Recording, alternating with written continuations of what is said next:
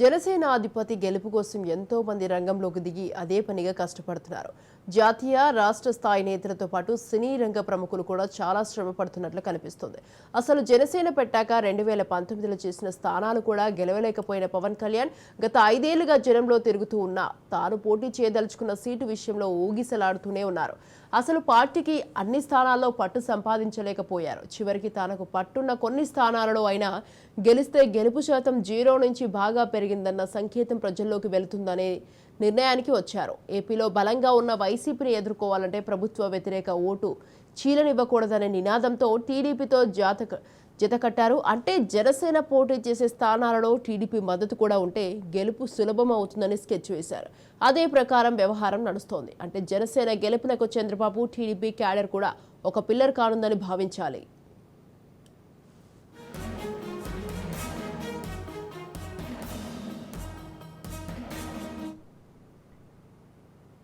మరోవైపు బీజేపీతో పొత్తు కుదర్చడం ద్వారా పవన్ కళ్యాణ్ గెలిపించడానికి ప్రధాని మోదీ దాదాపుగా సపోర్ట్ చేస్తున్నారని చెప్పారు. వాస్తవానికి బీజేపీ లాంటి బలమైన పార్టీ ఏపీలో అంత పట్టులేదు. కానీ పవన్ కళ్యాణ్ ద్వారా ఆ పార్టీ జనంలోకి వెళ్లే ప్రయత్నం చేస్తోంది. పవన్ కళ్యాణ్కు ఉన్న మాస్ ఫాలోయింగ్ తమకు కలిసి వస్తుందని బీజేపీ అనుకుంటూ ఉంటే మోదీకి ఉన్న నేషనల్ ఇమేజ్ కూడా జనసేనకు ప్లస్ అవుతుందని భావిస్తున్నారు.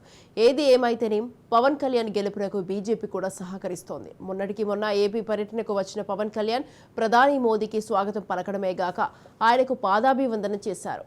అనేదా శరణం నాస్తి అనే రకంగా ఆ దృశ్యం కనిపిస్తుంది. పవన్ కళ్యాణ్ ప్రధాని చేతులు పట్టుకుని కాసేపు విడవలేదు. ఆ సమయంలో పవన్ కళ్యాణ్ ముఖంలో ఏదో ఆందోళన కనిపించింది. అటు ప్రధాని కూడా ఆయనను సముదాయిస్తూ విజయంపై భరోసా ఇచ్చేలా దీవించారు. అంటే పవన్ గెలుపునకు ప్రధాని మోదీ కూడా ఆశీస్సులు అందజేస్తున్నారు.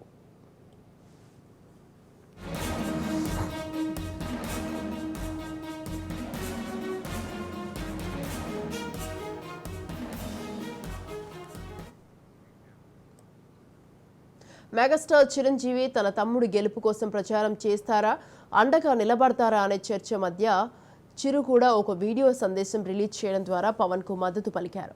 మొత్తం మీద చిరంజీవి కూడా రంగంలోకి దిగినట్లయింది. మరో మెగా బ్రదర్ నాగబాబు అయితే జనసేన పార్టీకి అన్నింటా అండగా ఉంటూ పార్టీ బాధ్యతలను మోస్తూ వస్తున్నారు. నాగబాబు కుమారుడు వరుణ్ తేజ్ కూడా పవన్ కళ్యాణ్ కోసం ప్రచారం కూడా చేశారు. జబర్దస్త్ కమెడియన్ ఆది అయితే పవన్ కళ్యాణ్ పార్టీ తరపున ప్రచారం చేస్తూ పంచులు పేలుస్తూ జనసేన విజయం కోసం తిరిగి వచ్చారు. ఇక హీరో నాని, నటుడు నరేష్ తదితరులు ట్విట్టర్ వేదికగా తమ మద్దతులను ప్రకటించారు. అమ్మ కడుపున ఆఖరివాడిగా పుట్టిన అందరికీ మంచి చేయాలి, మేలు జరగాలి అనే విషయంలో ముందువాడుగా ఉంటాడు. తన గురించి కంటే జనం గురించి ఎక్కువగా ఆలోచించే మనస్తత్వం నా తమ్ముడు కళ్యాణ్ బాబుది. ఎవరైనా అధికారంలోకి వచ్చాక ప్రజలకు ఏదైనా చేయాలనుకుంటారు. కానీ కళ్యాణ్ తన సొంత సంపాదనని కౌలు రైతులు కన్నీళ్లు తుడిచేందుకు ఖర్చు పెట్టడం, సరిహద్దు దగ్గర ప్రాణాలొడ్డి పోరాడే జవాన్ కోసం పెద్ద మొత్తం అందివ్వడం, అలాగే మత్స్యకారులు ఇంకా ఎందరికో తాను చేసిన సహాయం చూస్తుంటే ఇలాంటి నాయకుడు కదా జనాలకు కావాల్సింది అనిపిస్తుంది. ఒక రకంగా చెప్పాలంటే సినిమాలోకి తను బలవంతంగా వచ్చాడు, రాజకీయాల్లో మాత్రం ఇష్టంతోనే వచ్చాడు. ఏ తల్లికైనా తన కొడుకు కష్టపడుతుంటే గుండె తరుక్కుపోతుంది. అలాగే ఏ అన్నకైనా తన తమ్ముడు అనవసరంగా మాటలు పడుతుంటే బాధ వేస్తుంది. అలా బాధపడుతున్న నా తల్లికి ఈ అన్నయ్యగా ఒక మాట చెప్పాను.